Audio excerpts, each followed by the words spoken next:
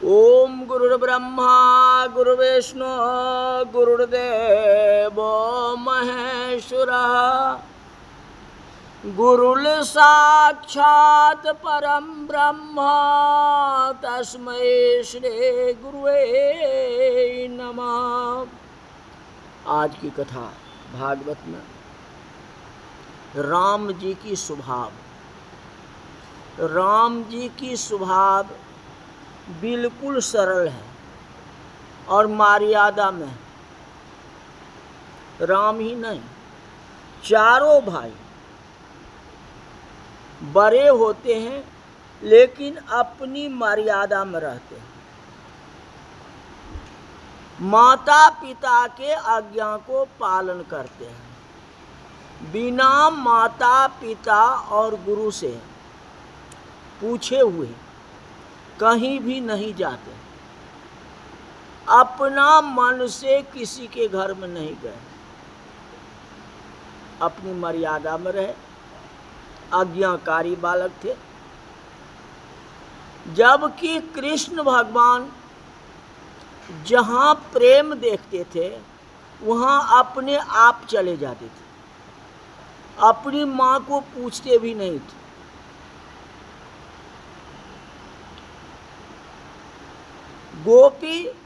गोपियाँ सोचती है कि आज फिर कृष्णा आएंगे, हमारा माखन जो है चुरा करके ले जाएगा।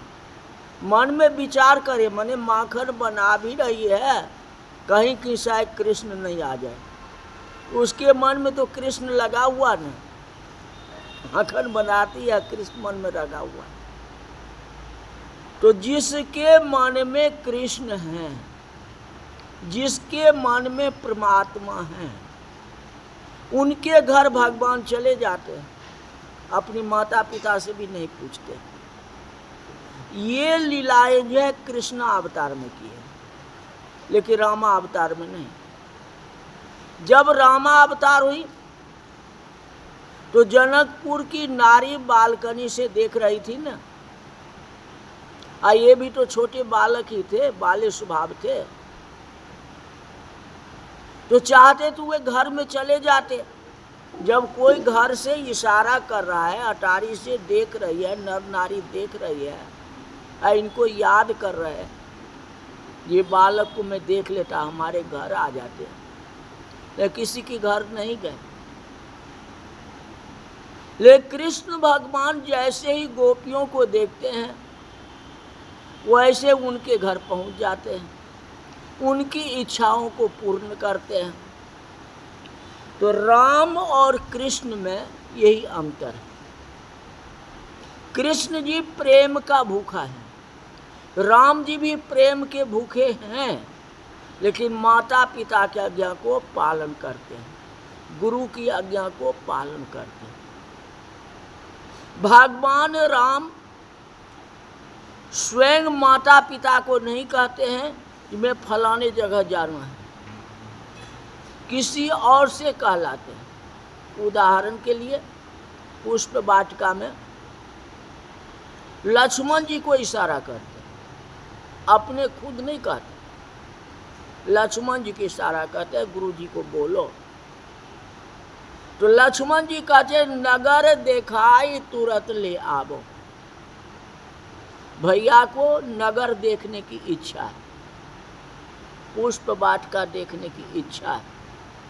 अगर आपका आदेश हो तो भाई को लेकर के जाऊं। राम जी कहाँ कहते थे लक्ष्मण जी को ले, छोटे तो लक्ष्मण थे, हाँ छोटा बच्चा रोता है कि बड़ा, सो बताओ। तो राम जी कहते नहीं गुरुदेव लक्ष्मण जी को लेकर के जाता हूँ, ये रो रहा है, चिंता कर रहा है, इसको इच्छा है देखने का, नगर देखो। ये कहाँ, यही बात। उसी तरह पुष्प वाटिका में सीता जी आई है। भगवान अपनी मर्यादा में ही रहे और मर्यादा से ही बात की है। ये नहीं जो डायरेक्ट सीता जी से बात कर लिया या सीता जी के सामने चले गए, ऐसा तो नहीं हुआ है। पायल की आवाज़ सुने हैं सीता जी के पायल का आवाज़ राम ने सुनी। और राम जी लक्ष्मण जी को कहते हैं। अब जैसे आवाज सुने तो चारों तरफ भगवान देखना शुरू कर देते कि कहाँ से ये आवाज आ रही है। जहाँ तो कहते वहाँ तक पहुँच जाते। अब पहुँचने के बाद लक्ष्मण से बात करते, लेकिन ऐसा तो नहीं हुआ। पायल की आवाज सुनते ही लक्ष्मण से कहते हैं, जो कांकन किंकिन नूपुर धुनि सुनी, कहत लखन सन राम हृदय। अब मानहु मदन दुंदभी दिन्नी, तो मनसा विश्व विजय चाहते थे। मनसा विश्व विजय चाहता था। कहने का मतलब काम जो है मेरे को प्रेरित कर रहा है। लक्ष्मण, मैं क्या करूं? मैं तो मर्यादा में हूँ, मर्यादा को मैं उल्लंघन नहीं कर सकता है, लेकिन काम जो है मुझे दुंदभी दे रहा है, मतलब इशारा कर रहा है मेरे को, लेकिन उसकी बात पर तो मैं जा नहीं सकता। लक्ष्मण बताओ क्या करूं, है कि नहीं? तो जहां तक हुआ है राम जी अपने मर्यादा में रहे, काम सबका किए। ये बातें जिस भक्त की जो इच्छा हुई। अब जनकपुर में अटारी से नर और नारी दोनों देख रहे हैं। सबकी इच्छा जो हमारे घर आए या हमसे बातचीत करे। कुछ नारी की ये भी इच्छा है कि इस कुआरे से मेरा विवाह हो जाता तो कितना अच्छा होता। मन में तो था, क्योंकि मन बहुत बड़ा चंचल है, कैसे समझाऊं इसे। हाँ, तो मन तो चंचल है। तो यहाँ राम को भी सीता जी की पायल की आवाज सुन करके मन तो चलायमान हो गया। ये मन पर अंकुश किसने रखे? तो भगवान राम ने। अंकुश रख के किसको बताए? तो अपने भाई को। किसको? तो लक्ष्मण को। यही बात है। तो यहाँ भी जनकपुर नगरी में भगवान जो है अपनी मर्यादा में है, जबकि नर नारी की इच्छाएं हैं। ऐसा दूल्हा मेरे को मिल जाता, ऐसा पति मेरे को मिल जाता। भगवान ने कहा कि तुम्हारी मनोकामना पूर्ण होगी, लेकिन अभी मैं रामा अवतार में हूँ। रामा अवतार में मर्यादा का उल्लंघन नहीं कर सकता। अगर तुम्हारी इच्छा है तो तुम्हारे लिए मैं दूसरे जन्म में कृष्ण का अवतार लूँगा और कृष्ण अवतार लेकर सभी की मनोकामनाओं को पूर्ण करूँगा। उसमें हम लीला करेंगे, लेकिन इस अवतार में मुझे कुछ भी नहीं करना।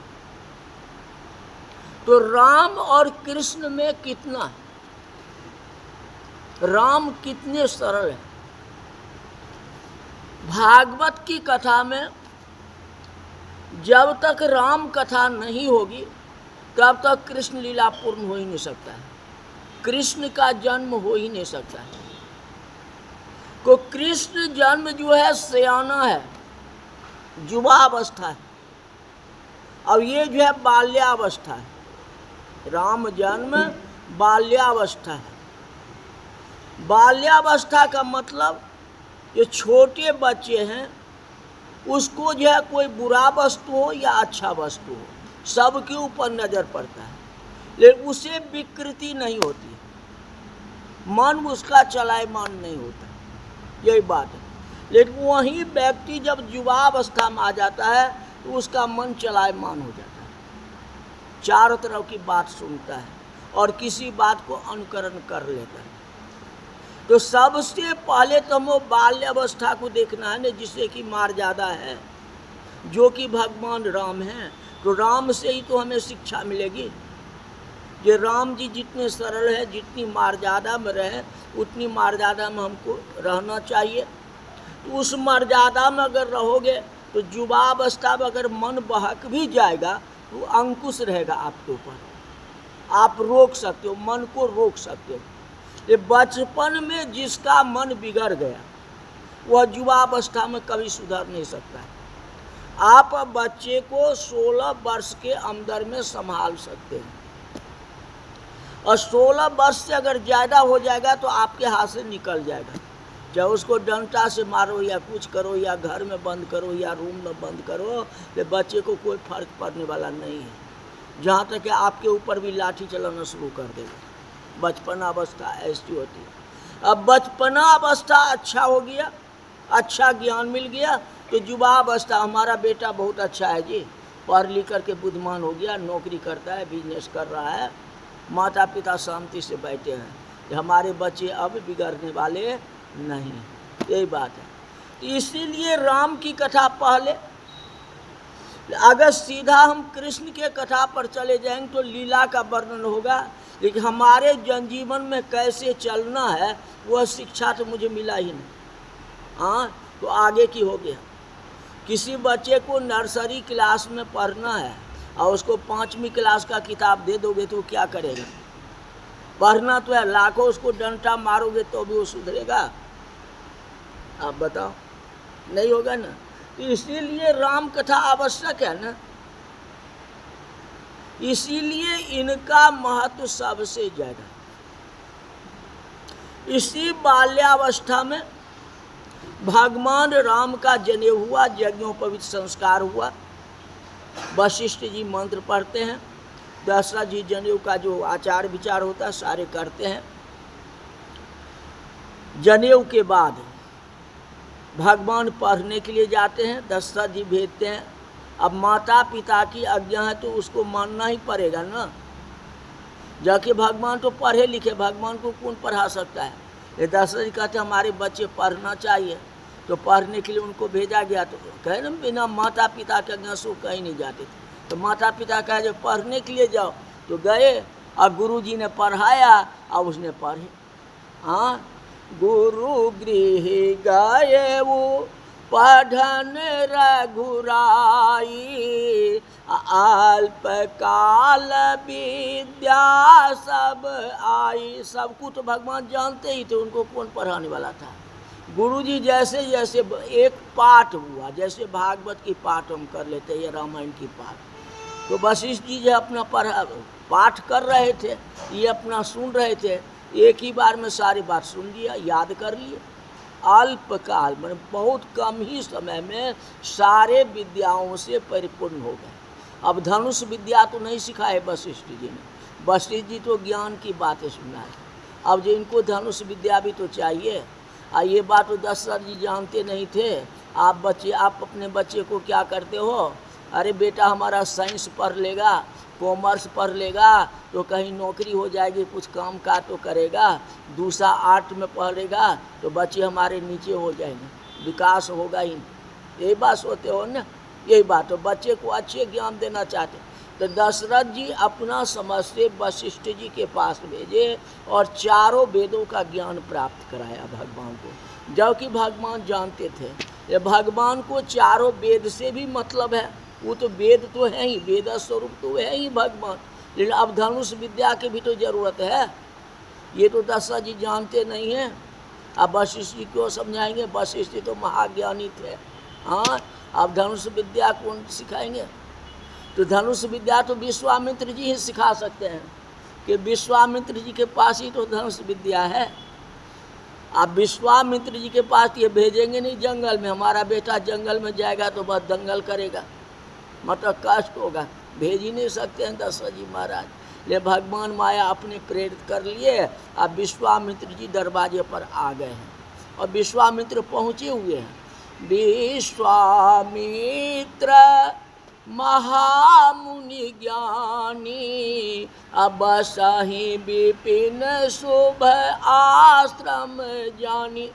वह ज्ञानी हमारे वशिष्ठ जी, वह विश्वामित्र जी, उससे भी बड़े ज्ञानी महाज्ञानी, जो कि दशरथ जी के दरबार में आ चुके हैं। अब दशरथ जी से प्रश्न करेंगे कि आप अपने बेटे को मुझे दे दो। यही बात है तो विद्या लेना है, धनुष विद्या सिखानी है और रिश्ता जोड़नी है। अब ये बात तो गौण है। अभी तो विश्वामित्र जी सीधे कहेंगे कि आप 2 बालक मुझे दे दो। 2 बालक नहीं कहते, कहते राम को मुझे दे दो, कहते राम मैं नहीं दे सकता है। आज जब राम जी चलेंगे तो लक्ष्मण जी पीछे चलना प्रारंभ कर ही देंगे। जो कथा आपको कल बताएंगे, आज की कथा यही तक रही। बोल वृंदावन बिहारी लाल की जय। हरि ओम।